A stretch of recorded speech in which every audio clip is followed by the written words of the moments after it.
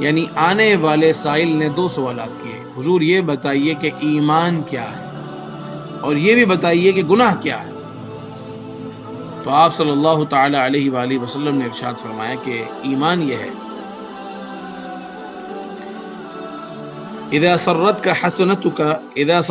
حسنتك وساءتك سیئتك فانت مؤمن۔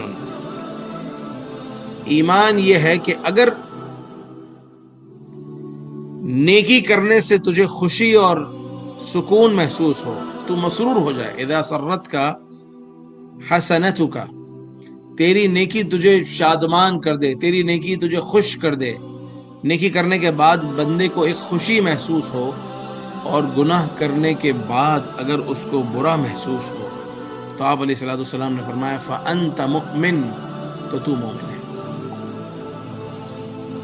نیکی کی، جیسے نماز پڑھی، روزہ رکھا، عبادت کی، تلاوت کی، اب بندے کو خوشی محسوس ہوئی، صدقہ دیا، خیرات کی، کسی کی ہیلپ کی، تو ایک